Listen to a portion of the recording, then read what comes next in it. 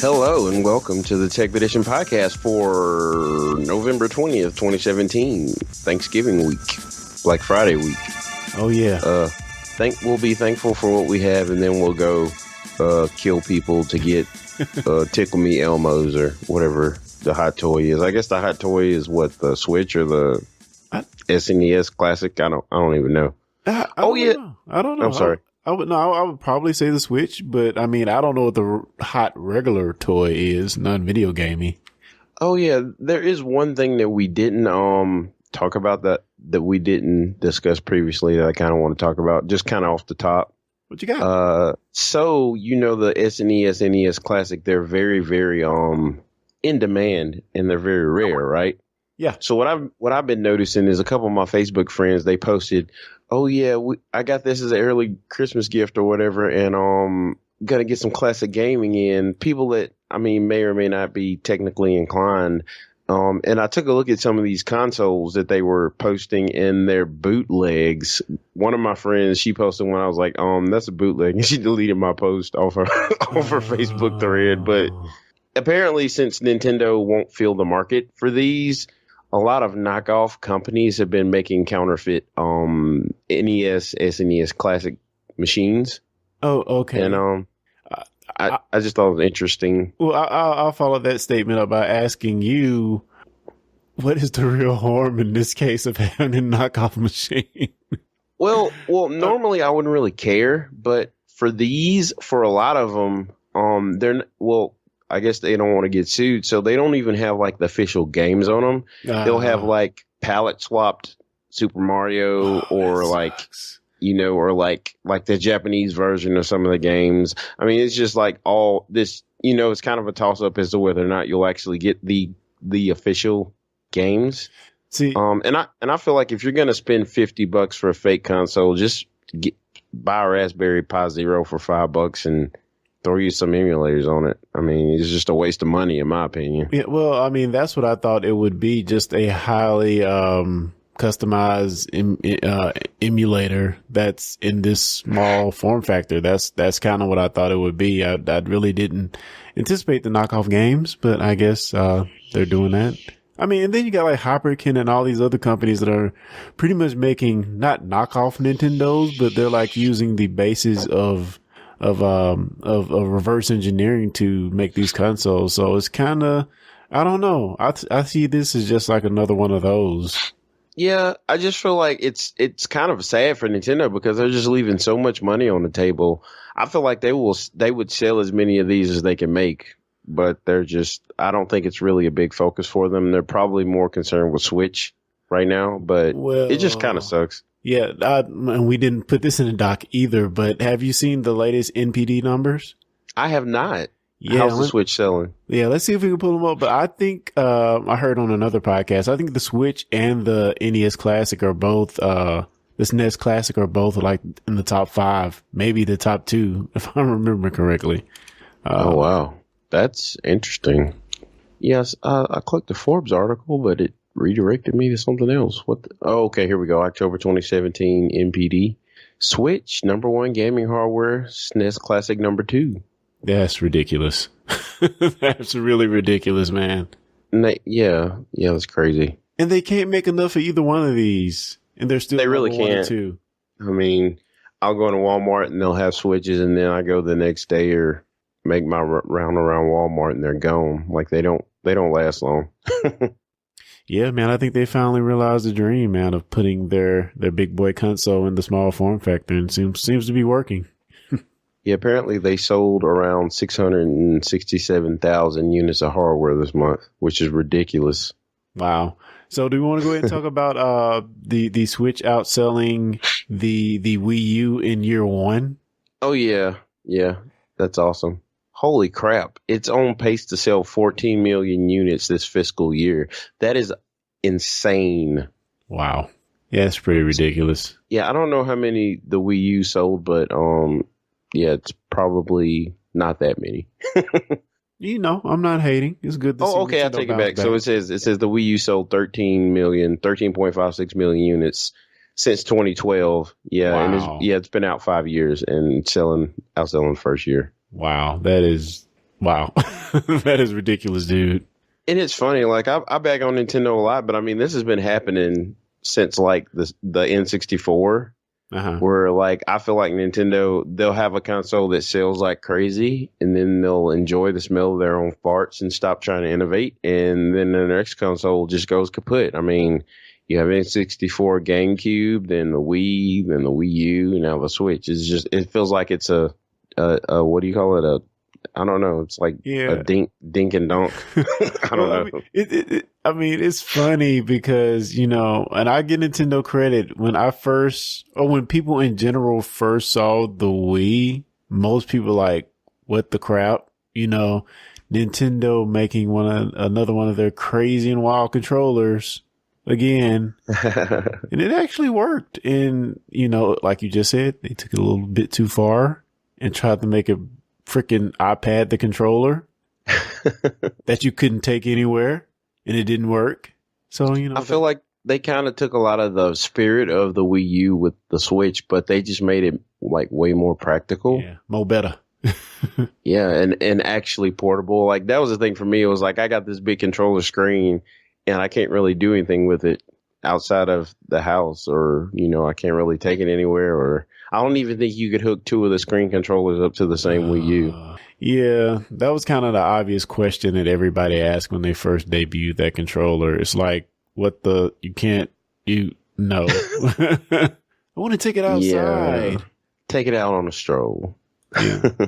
So, man, I recently got my Xbox One X in. Oh, yes. How is that? I have to admit, your unboxing video made me very jealous with the 4K TV in the background. Nah, don't be jealous, man. Don't be jealous. I'm still, you know, I think it's weird for me because I got the 4K TV and the Xbox One X at the same time. So it's kind of hard for me to tell, am I seeing this increased fidelity because I got the 4K TV, or is it the console? So I think a better test might be for me to hook up the Xbox One X to my old 1080p to see if I see any improvement in the games. Because maybe you should hook your Xbox One up to the 4K TV. Yeah, that's even better. Yeah, maybe I'll do. I feel like that would be the more apt comparison, especially since the 4K is literally 4 times the resolution of the 1080p. It scales perfectly, so it'll still look decent, but you should be able to tell the difference, you know, the graphical fidelity or whatever. And it does look really good, and it runs really, really well. A few games I've been testing with is Titanfall 2. I've been playing that. It looks freaking beautiful. But to me, it looked beautiful before, but you can tell it's... So did they 4K that one? Yeah, that's an enhanced game. Yeah. Okay. Okay. Also, Gears of War 3 is an enhanced game, and that's a 360 game, and it looks pretty good on the freaking 4K TV. I mean, it. Oh wow! Yeah. I didn't realize they were doing 360 games 4K as well. Yeah, there's a few 360 games. I think I only have like 6 or 7 so far that are 4K or enhanced, as they say it. So I'm still testing. I've been testing with some apps, you know. Some video apps, I'm not sure if it's 4K or not, or the TV doing an excellent job upscaling it. So I have a TCL panel, which is supposed to be the best reviewed affordable panel. And I think it's you can get it in a $600-700 range, $700 range. But what is the name of the review site that does all the gadgets? I can't remember of the name of it. Is it Robert Heron's site? No, not him. It'll come to me. I'll put it in the show notes. But it's definitely one of the highest rated panels you can get at the 55 inch spec. And yeah, man, like some stuff I can tell looks way better, but it's just hard for me not having that 1080p right beside it to discern some of that.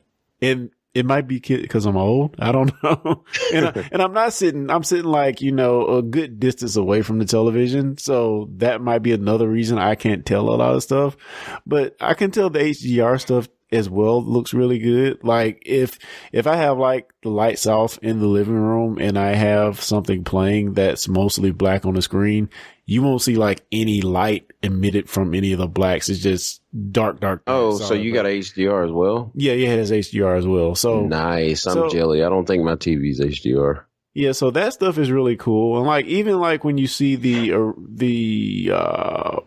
game screen launching, if it goes to HDR, it'll put something in the corner of the screen, and like you'll instantly tell the difference of how the whites even look on the screen once it switches to that mode.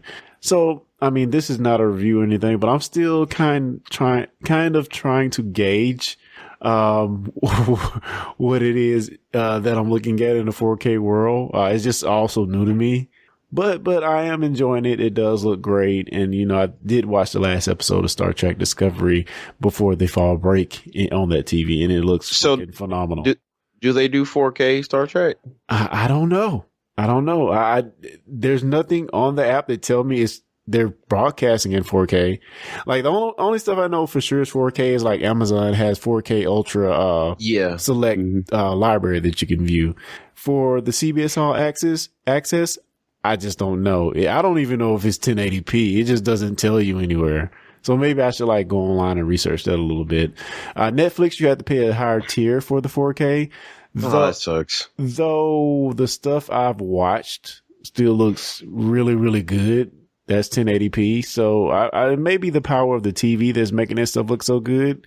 But yeah, I have no complaints right now. Everything I looked at has looked pretty good. One thing I have noticed is that, you know, we have our Plex server to where we have some shows that we may have ripped or got other places. Yeah, you definitely notice the lower bitrate stuff. That stuff looks like garbage, and I think I'm going to stop downloading it. I actually have a couple 4K videos on my Plex if you want to check them out. I might have to, man. I might have to.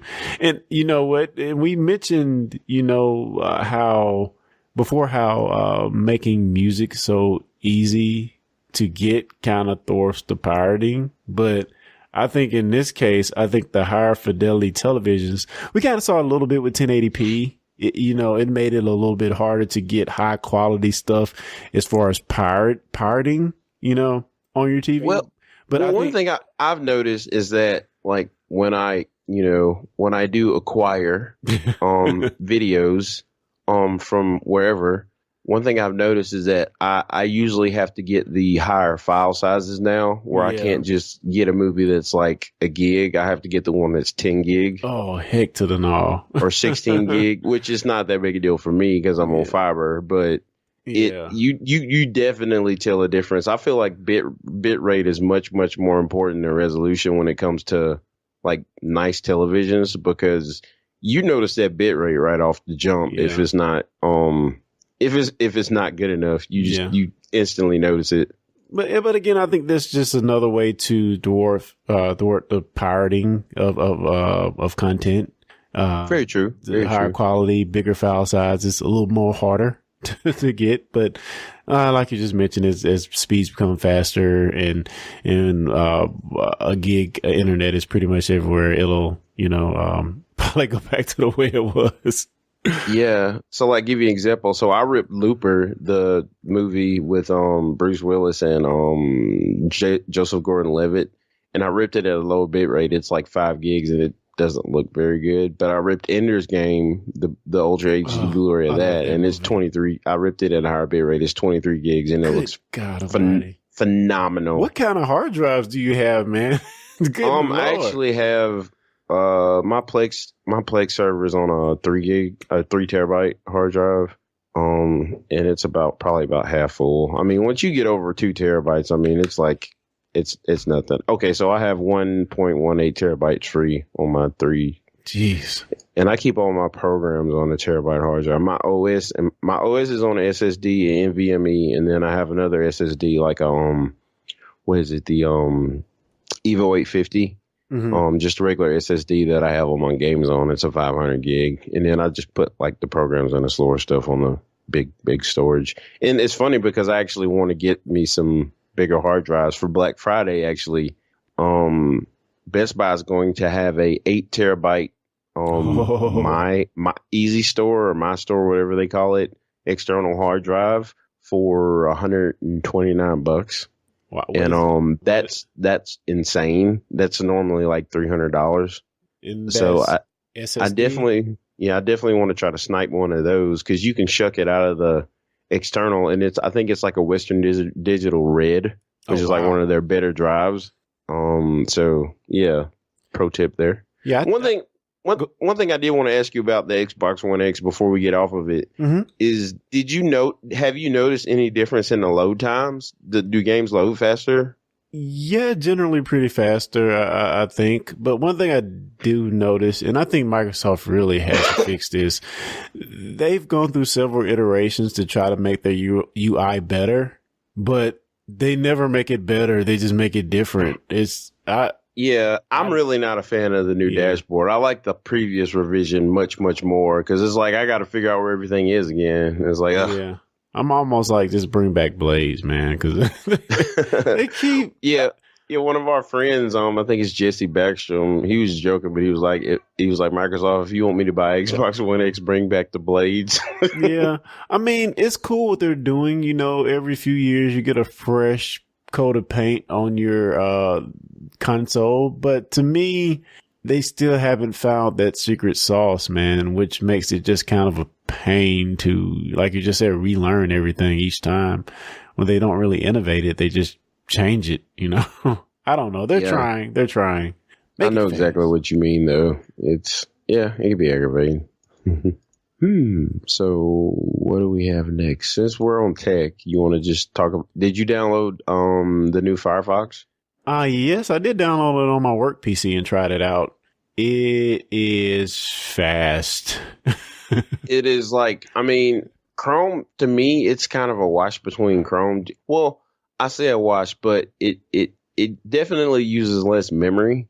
And that's like my big peeve about Chrome, but it's fast, man.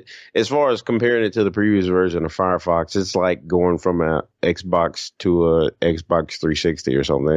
It's so much faster. Now, doesn't it use the same? Didn't they switch to use the same engine that Chrome uses with this version? So are they using WebKit for this? I want to say is that what it is? Because I know they did something that broke all the plugins with this version. Oh, is it using Gecko or WebKit? Okay. I think it's Gecko. Yep, the latest version uses Gecko, and Safari and Chrome use WebKit. That's interesting. But I mean, it's so I don't know what they were using on the last version of Firefox, but it was terrible. Terrible, as Charles Barkley said. And this one can utilize multi-core processing. It's built to take advantage of multi-core processors, which I thought was really cool. So they've done a few things to make it a true competitor. Because man, Firefox used to be the bomb. Chrome came and kicked it to the curb, and they have been in the background ever since. Yeah, one thing I do like about Chrome, even though it's a memory hog, it has stayed lean, and I feel like that's one of the problems. Firefox, once it got popular, they just added too much crap onto it. Yeah, agreed. And slowed it down. But, hopefully we can have a two-dog race again. So I'm excited about that, if nothing else. I moved all my... the other thing I really, really like about the new Firefox is that the bookmark bar is like half the size or half the girth, or I don't know the right word. Height, thickness. It's like half the thickness of the Chrome one, and I really, really like that. So yeah, if you haven't checked out the new Firefox, definitely do that. It's worth a download. Yeah, do it, folks. Let's see here. All right, this is my last tech thing, I guess. So, unless you're been under a rock, as far as like computer hardware goes, AMD has had a bit of a resurgence this year. Earlier this year, they released their Ryzen CPUs, which have pretty much brought them back into the race with Intel. They're very, very competitive, and they're very, very, very competitively priced. Just to give you an example, one of the Black Friday deals the Micro Center is having, the R7-1700X, which is a 8-core, 16-thread part, is going to be on sale. Well, actually, it's on sale right now for $229. And the comparable Intel board, I believe, is like $400 or $500, if that. It may be more than that. It might be like $1,000. I can't remember, but for $229, that is a steal. And they also released their Vega GPUs. And although the Vega GPUs aren't as competitive with NVIDIA as the Ryzen CPUs are with Intel. They do signify a bit of a resurgence, and they're definitely a good base for AMD to work off of, because they haven't even really tried to put out any high performance parts in like the last few years. So, I mean, it's really good to see them back in the hunt.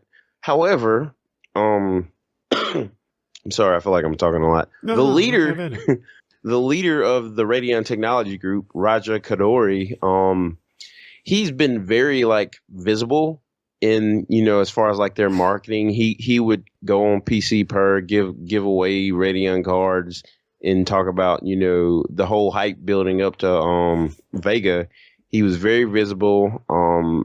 He actually started with ATI. Him and the now CEO of AMD, they're both from the ATI group, which AMD purchased a while, like it's probably been like 10 years ago. Yeah, it's been a few they years. Purchased ATI. Yeah. And so she became the CEO, and then he became the leader of the Radeon group. He actually left and worked with Apple for a couple of years, and he actually was instrumental in their, them developing their own graphics chips or architectures for their phones. If you like look at the first couple iterations of the iPhone compared to like when I guess we were around like the iPhone like 5, I guess, 5 or 6, somewhere in there, like the rendering and the gaming performance just like skyrocketed. And he was instrumental in that, and he ended up leaving there and coming back to lead the Radeon group with AMD. And now he has resigned from AMD and he is going to Intel. Yeah, this is what I've been hearing about lately. So what is the deal with him going to Intel? Fine for him to resign, that's his right. But isn't Intel too close of a competitor for him to immediately be jumping ship? Well, there's a couple things. So first of all, one thing I learned is that in California, the whole no compete thing, it doesn't hold up. No compete clauses are pretty much non-existent, and even if they are, they're not something that's enforceable. Yeah. So yeah, because didn't Elon Musk like steal a bunch of people from Apple? Yeah, he did. And so there's that. And my big question was when he left Radeon, there was a day or two gap before we found out where he was going. And there was rumors that he was going to Intel, and I was like, so what is he going to do at Intel? Intel doesn't make like crappy integrated graphics chips for their CPUs, and they haven't really had a standalone GPU in like 15 years. It's been a long time since Intel had discrete graphics, but it appears that Intel's getting back in the game. They will be releasing discrete high performance graphics chips again. Wow. And I think that's wonderful. Like, I'm really, really excited to have another company to compete with AMD and NVIDIA, because that market is so monopolized right now that this is only going to serve to bring down prices. And I feel like this guy is somebody who can really, really, with the budget that he would get from Intel.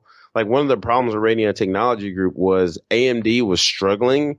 In the past few years, they've been pouring like 90% of their funds into developing Ryzen, and it paid off. But the Radeon group kind of got the back burner, and he didn't really have the resources that he needed to make a top tier product.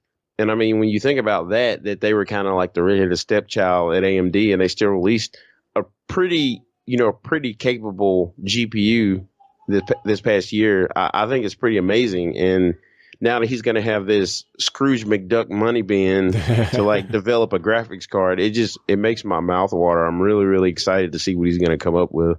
Yeah, I mean, I don't know. I think the thing that worries me most about this is, of course, like you said, there's not as much of compete clauses in California that would prevent him from jumping ship, actually. But I think about that thing with the guy that left Google and went to do the self-driving cars for Uber. It's this dude knows a lot. He knows the inner workings of AMD. How much of that can he actually go and use? For a different company, because I mean, he was in the trenches, and being the leader, he probably helped create a lot of that stuff. So how much can he use in another company before he starts to run into legal troubles? Well, there's a couple of things. The first thing is that with AMD and Intel, so AMD, as far as CPUs go, AMD and Intel, they both have patents for CPUs.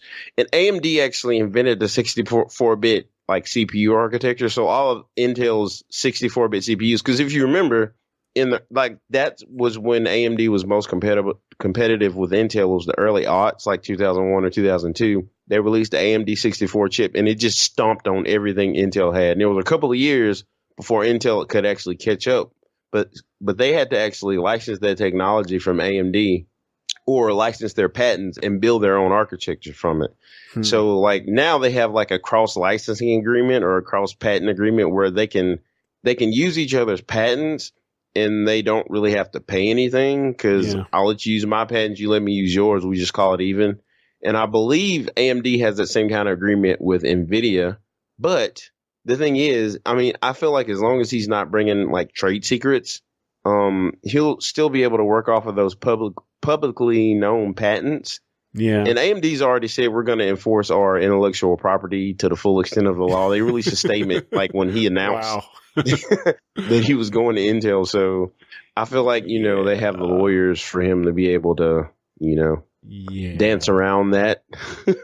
Wow. But there'll definitely be some cross licensing going on because, I mean, at this point, I feel like you can't develop a graphics card without using somebody else's tech. Without using their patents. But as long as it's publicly like known stuff, and there's enough of that for him to be able to develop something, I feel like, So what do you think this 3-man or 3-company race will do for the consumer in the long run? Well, if you don't know, so like next year, if you're going to buy a GPU, like this holiday season, probably, if you can find the one you want, this is probably the best time to buy one because next year GPU prices are going to go up. How far up they're going to go, I don't know, but is that Bitcoin related or what are you basing that on? Well, it's Bitcoin related. We saw a huge jump in GPU prices this year. Just to give you an example, something like an AMD RX 570, which is kind of like a mid-range video card. At the beginning of this year, it was selling for like $170. Now, well, at the height of the crypto craze this summer, you couldn't get one for like less than $400, but that's aftermarket. Now, retail, I think the cheapest one you can find is $220. Like that's a $50 jump for the same card. And I mean, like just about every card now, even like the MSRP for like the 1080 Ti's is $699. But you probably can't go in a store and find one for less than $750. That's crazy, dude. And part of it is because of the crypto craze and that like you had all these people buying all these GPUs. Part of it is memory. Memory prices have gone up. I can't remember what company it was. I think it was Hynix. There's a couple companies that do memory. So there's Hynix, there's Samsung, and there's one more that I can't remember. But anyway, one of those companies had like this, like they had a bad yield on, I think it was DDR5, or it was either DDR5 memory or a high bandwidth memory, high bandwidth HBM2. One of those, they had a horrible yield, so there was kind of a shortage there. And part of it is also that these companies they're just realizing that we can charge more for this memory, and there's nothing anybody can do about it because there's only like 2 or 3 companies that make all the memory for the graphics cards. So it's like, part of it's greed, but you kind of mix all that stuff together, and it's just not a good time. It's not going to be a good time to buy a graphics card next year. And then you have NVIDIA releasing their new graphics architecture, Fermi. Is it Fermi? No, it's not Fermi. It's Volta. Volta is their new graphics technology, and that'll be released probably Q1 next year. So you have that as well. They're trying to get their production going, and they probably just gobbled up a bunch of this memory, so there's just not a lot of it to go around. Yeah. Well, and it's going to be interesting next year. Well, let me ask you this, because I know that okay, I have a 1060. That's not a new card. That's been out a few years, right? Yeah, the 1060s came out in 2016. I believe the 10 series is 2016 when it came out. I'm pretty confident I could play any game right now on my 1080p monitors and not, get a hiccup. Oh, no doubt. So what is the real craze that is driving the video card innovation right now? Are we seeing games that are pushing the limits, or what is? I guess I want to know, what is actually pushing the video cards forward? Well, one thing you got to realize is that, even within the GPU market itself, there's two, highly distinct markets. You have the consumer level market, which is the people that just want to, I want to play everything, be able to play everything 30 to 60 frames a second, and, be able to have the graphics turned up, fairly nice. And that's kind of the mid-range market, the 1060s, the RX 570s, that's that market. And it's a very, very profitable market because that's where they sell the most cards. However, you have another market within the GPU market, which is the enthusiast. And these are the people that are willing to pay a premium to have the best, and to be able to max out everything or to run things at higher than 60 frames a second. This is the group of people, they have a high refresh rate monitor. Yeah. It's either 144 hertz with G-Sync or FreeSync, or just maybe even just straight up 144 hertz. And to get those high frame rates, you just need, it's not so much about being able to turn all the graphics up as it is getting as many frames per second as you possibly can. And like I said, being able to turn everything all the way up. And you throw on top of that most of these enthusiasts have 1440p and higher monitors. The enthusiast thing this year was being able to run 4K at 60 frames a second. And that is insane because as easy as it is to run stuff in 1080p, even on PC, running stuff at 4K, 60 frames a second, I have a 1080 Ti, which is one of the pretty much the best card that NVIDIA makes. And there are games that I wouldn't be able to run at 4K at 60 frames a second just because that's kind of the holy grail right now. And the sentiment is these Volta cards that are coming out next year from NVIDIA are going to be able to do the 4K and do it well. So, I mean, even though they're not really practical, there's still a huge market for them. Yeah, I mean, I just kind of feel like the gap from mid to high is not as big as it used to be. Of course, it's definitely not. The extreme is off in some other world where other people with ungodly amounts of money are out doing crazy stuff. That's the extreme end.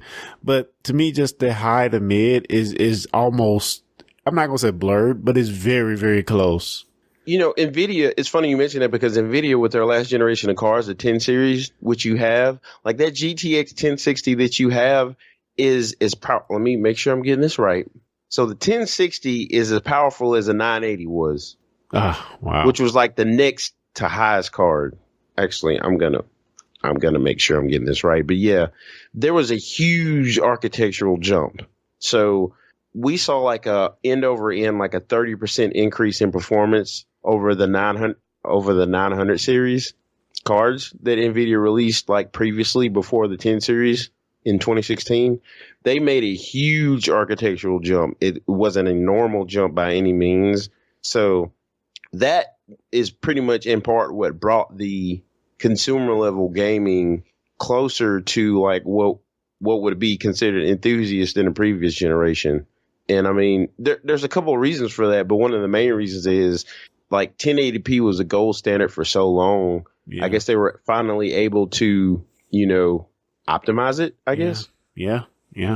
And I will be shocked if the Volta cards that come out next year have a 30% increase like these did. If so, then I'm going to be really upset.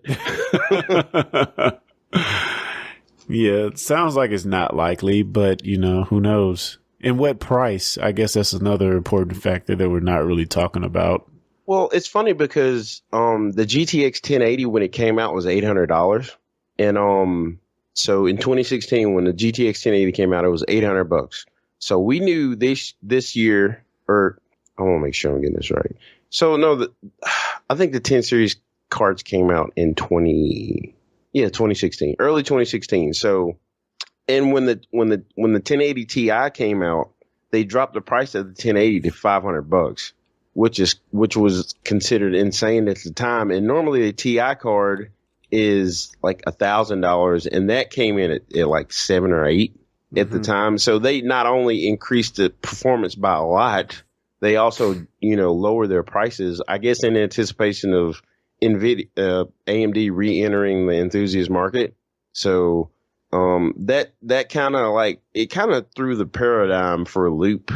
We're kind of in a rarefied air, if you will, as far as like graphics cards for computers. This is like the best time to buy one, and it's also maybe the worst time.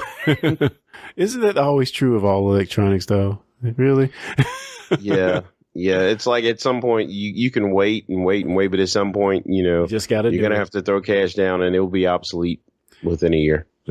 So I want to pivot off of that real quick, and this isn't on our list of stuff we were going to talk about again, but let's briefly talk about the Star Wars Battlefront 2 fiasco. Oh man. So what is going on with that, man? Man, I don't even know where to start with that, just because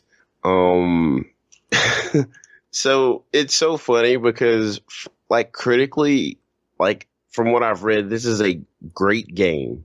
It's a wonderful game. But it has been just like they pretty much littered the entire game with loot boxes. Yes. So you finish a round, instead of just getting straight up experience, you get a loot box, and your progression is kind of random, and you have to play X number of hours to actually progress or to unlock like the famous characters. So I think it was you have to play the game 40 hours to unlock a new hero, basically, or you get plunked down. And that's a random hero at that point. Yeah, or you could pay X number of dollars. I think it's like maybe 15, 20. I don't even know how much it is, but it's ridiculous. Yeah. And some guy did the math, and you have to play the game like 2,000 hours to unlock Darth Vader, which is insane because I can't remember the last game I played for 2,000 hours. Yeah. And there was this huge fiasco about that on Reddit, and somebody from EA responded that we want gamers to feel a sense of accomplishment when they've unlocked a character. And that response became the most downvoted comment in Reddit's entire history. That is ridiculous, dude. I saved it. Ridiculous. I saved it on my Reddit. I'm gonna read you the quote. Let's see. Saved. So this was the entire quote. The intent is to provide players with a sense of pride and accomplishment for unlocking different heroes. As for cost, we selected initial values based upon data from the open beta and other adjustments made to milestone rewards before launch. Among other things, we're looking at average player per credit earn rates on a daily basis, and we'll be making constant adjustments to ensure players have challenges that are compelling, rewarding, and of course, attainable via gameplay. We appreciate the candid feedback and the passion the community has put forth around the current topics here on Reddit, our forums, and across numerous social media outlets. Our team will continue to make changes, monitor community feedback, and update everyone as often as we can. And now it's sitting at 675,000 downvotes. It's the most downvoted comment in Reddit history. Wow. And apparently you have to. This dude that started the thread, he's like, seriously, I paid $80 to have Vader locked. So this is a joke. I'll be contacting EA support for a refund. And that was kind of like the climax of the bad PR, but they just been getting bad PR all around. I believe sales of this game are down like 60% from Battlefront 1, which is actually it's like the third Battlefront, but whatever. That's another discussion. But it's just been a huge PR nightmare, and down 60%. So, I mean, let's just quickly talk about a few things that makes this really egregious. I mean, you covered a few of them, but one, you're paying all this money for this game and you still have almost zero control on which characters you get. And you have to put all these extras hours in just for the possibility to get those characters. Now, from the statement you just read from Reddit from the EA guy, I do understand that in some games, you want to be able to accomplish certain things to get certain abilities. You know, that makes sense for a lot of games. But when you take that sense of accomplishment way beyond the scope of what's considered normal for a game, and then put microtransactions on top of that, I think that's when you start to run into issues. Now, if this had been, I think I heard somebody else say this, if this had been a free to play game and you had these same things in there, it wouldn't be a big deal. But you're paying $60 but the fact that you're paying $60 to $80. I think some of the SKUs for this game are like $100. And you know, why does anybody play Star Wars? You want to be Darth Vader, you want to be Luke, you want to be Rey, you want to be, you know, you want to be one of the famous characters. And it's like the overly egregious part of that is that it's not instantly accessible or even like unlockable at a reasonable rate. I mean, that's bad enough, but then you throw on all these pay to win microtransactions on the top of it. It just seems like they went a little too far with it. And I admit, like, the fan reaction was probably a bit of an overreaction, but you know, compared to the first game, it just seems like a total money grab. I mean, and it's all in how you do it. Because I mean, just for example, Street Fighter.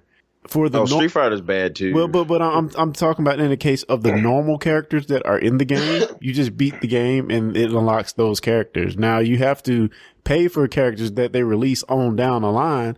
But this is not characters that they're releasing later. These are characters that were already in the original shipped game that are just almost impossible to get. And I just read that they're releasing a new version of Street Fighter V somewhere, and I bet it'll have all those characters unlocked. That, Street Fighter V Arcade Edition. That's coming out. I just thought it was funny that you mentioned that. If Sakura is in there, then I'm definitely gonna buy it because I was really upset that she wasn't in Vanilla Street Fighter V. This is going to be like an upgraded version, another SKU? Yeah. Mm-hmm. Oh, it'll be the first major updated version. It'll be $40. So, okay. I mean, I had a lot of fun with Street Fighter V, so it's not that big a deal to me, but it's going to include all 28 characters from the original version of the game, all Season 1 and 2 DLC fighters. So, sweet. I mean, that's nice. Sweet. Yeah, cool. We didn't mention the end of the Battlefront thing. So, they got so much bad press that they actually backtracked on the whole loot box thing. They completely turned it off.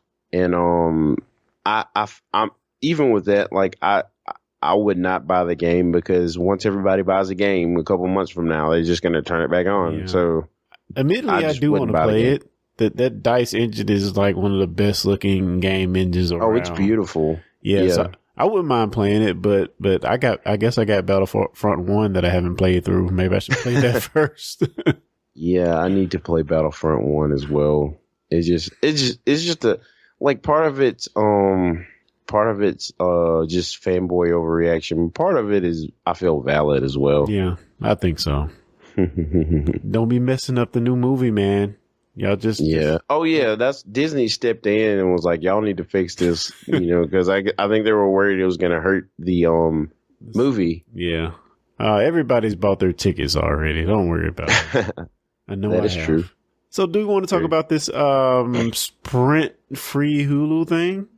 So T-Mobile offers free as a Netflix. The T-Mobile offers for free. Yeah, they do. Yeah, which is freaking cool.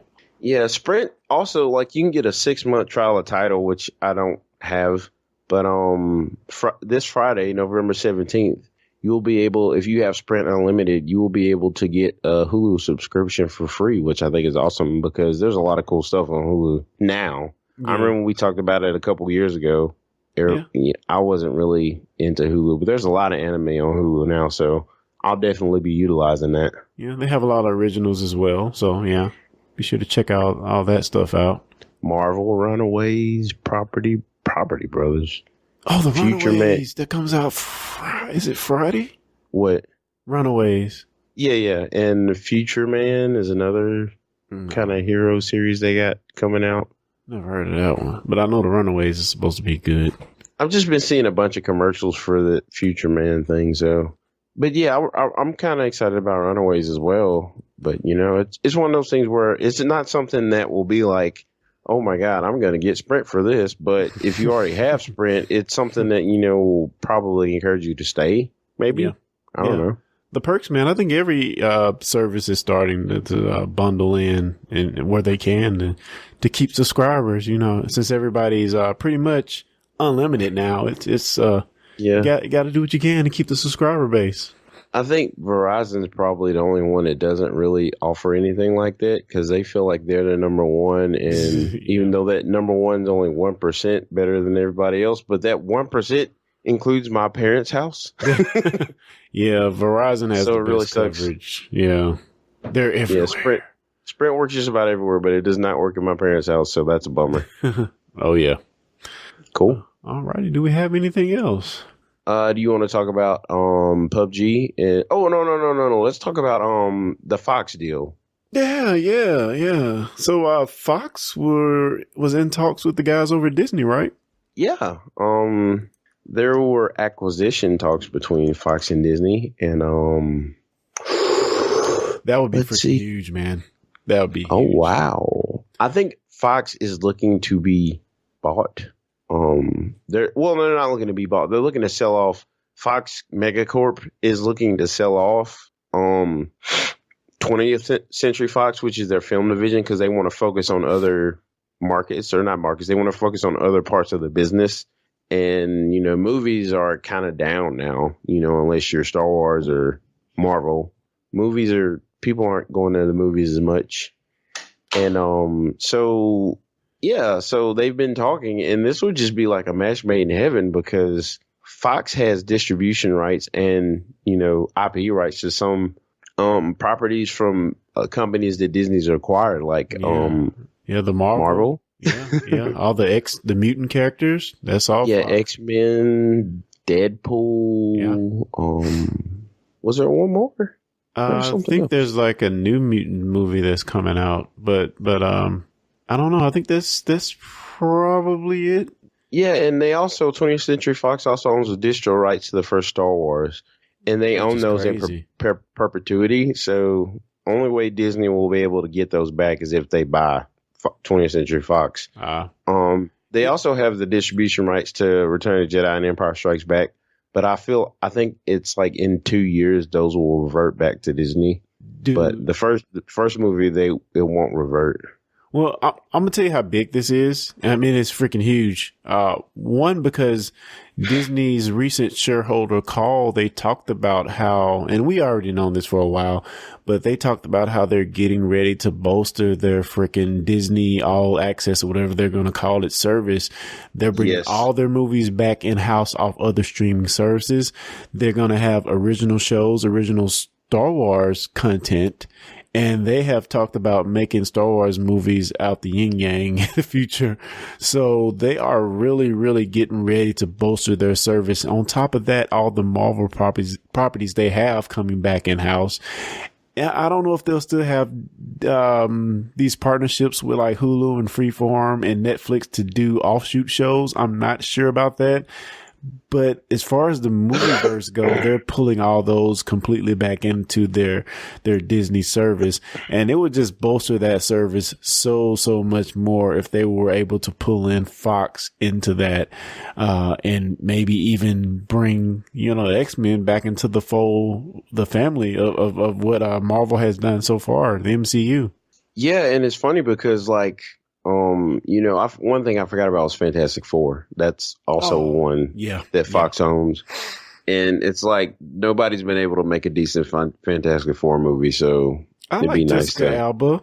I liked her as Miss Jessica Alba and Captain America's brother and sister. Yeah, the other movies weren't great, but they were okay for their time. You got to remember when the first ones came out, that was when Spider-Man was kicking off and Blade. Yeah. So that's what they had to compete era with. Of superhero movies. Hey, those movies were, Blade was good. Blade was probably the only one that I feel like would hold up today as far as like where superhero movies are. Spider-Man 1, dude. Tobey Maguire. Well, yeah. Awesome the first movie. one. The third one is horrible. But it looks like Sony's also looking at Fox as well, so that could be interesting if Sony buys them. Don't. Please don't. Jeez. That would suck. Anyway. So yeah, what else we got? Is that it? PUBG coming to Xbox One. There's not really a whole lot to say about that. Version 1.0? The what? It's going to be version 1.0? Finally? Yeah. They need to fix the rubber banding and the add vaulting, which they might have vaulting in the game now. Which I think vault is in the current beta beta channel, one of the beta channels. So they're adding it slowly. December 12th, man. It's a really fun game. And I mean, I haven't felt like playing this game gave me the same feeling that playing Halo 1 land up with a bunch of my friends. That was the first time where I felt like, oh my God, like I'm getting shot. I'm not gonna say I felt afraid, but it's very, very intense. Yeah. And your heart beats out of your chest. And this is the first game since the first Halo that's giving me that feeling. So yeah, it coming to Xbox can only be a good thing, I guess. I do wish they would add some way to connect with a different team. If you're not on the same team, maybe get on the same server somehow. I don't think they've solved that problem, but if they eventually do that, I think it'd be really cool because, currently you have the limit of 4 players and that's it. And we've had times where we had 5 or 6 and we couldn't actually get on the same box. Yeah, we had to take turns. Yeah. So that sucked. But yeah, I'm excited about that, man. Me too. That's December 12th. We have Incredibles 2, just noteworthy. It'll be coming out June 15th, 2018. There's just a little teaser trailer. It's not really anything to it, but it's just nice to see it finally announced. Yeah, should be good, man. Should be good. I just want Frozone to come back. That's it. Samuel. Yeah, good old Samuel, man. Where is my super suit? So, man, what's going on with the GP Union, man? What do you been working on? Oh my goodness, man! I have been not working on that at all. So bad, Kary. The next couple of weeks I'm going to be really, really, really, really busy. Yeah. Next week I'm going to be in Vegas at the Amazon reInvent conference that they have. So they'll probably be making some pretty big announcements. One thing I'm hoping they do is announce some sort of blockchain integration with AWS. I feel like that would be amazing. So that's one thing I'm hoping they do. But I'm really there to learn about AWS and, get my skills up. Cool. Sounds like fun, man. Sounds like fun. But yeah, once I get back, then we'll schedule our next gaming event for the week after next week, possibly. So keep your ear to the ground on that. I definitely want to get that turned back up. It just we had the first one. It was a lot of fun. And then I just kind of got lost in the weeds. So, hey, man, people got lives, got stuff to do. What about you, bro? Oh, man, I won't be taking any trips to Vegas anytime soon. Maybe one day again, someday. But yeah, you along with John, Kyle, and Andy are on another podcast with me. It's called the STD Podcast, a Star Trek Discovery podcast. And we just got finished covering the fall half of the current first season of Star Trek Discovery. So, guys, if you like Star Trek, are into Star Trek Discovery, or want to know more about it, maybe you haven't pulled the CBS All Access trigger quite yet, give us a listen and maybe we'll get you on board. It's a fantastic series and we've been having a bunch of fun doing those reviews thus far. So yeah, you can check that out at stdpodcast.com. It's funny you mention it. I know we've caught some feedback, if you will, over the name. The only reason I'm even bringing this up is because yesterday me and my wife were watching a show called The Goldbergs. I don't know if you've ever seen it, but it's freaking hilarious. Is it the one that took place in the 80s or something?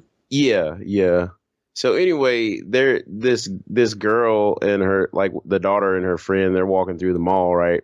And this guy's he's setting up this thing where he's kind of got a booth where he's trying to promote video dating, because that was kind of big in the 80s. And basically he gives them some bags and stuff. He's like, "Do you want this? I love it was a purse or something." And he's like, "Here, take this to promote I love video dating." And she's like, "I'm not wearing a bag that says I love VD." Oh boy. And this is like when I saw it, I was like, shout out STD Podcast. Hey man, hey. We'll make it work. We'll make it work. Dude, like I'm gonna find that clip for you because I almost died laughing because I'm like, it just seemed fitting, I guess. It was funny. But yeah, I'm looking forward to the next STD podcast as well. You know, talk about well, I won't say what we're going to talk about, but stay tuned. Just stay tuned, folks. Yeah. Well, anything else, bro? Not really. Do we want to talk about how we're going to try to up our cadence starting next year? Oh, yeah, definitely. We're going to try to bring this thing weekly. You know, it's been a little over a year since we started back doing the podcast, and, you know, it's time to get it kicked back up. Oh, yeah. You know, we'll be coming to you weekly, and hopefully we can bring some new interesting viewpoints and hopefully talk about a few things that you maybe didn't know about or haven't heard about. Hopefully we can, you know, inform you on some things. Yeah. Definitely love this hardware focused cast today. Yeah. Yeah, I feel like I got way too like computer geek on this. No. Hey, the name of the show is Techpedition. They know what they're in for. But yeah, man, dude, I could talk about computer hardware all day though, man. It's just there's always something new.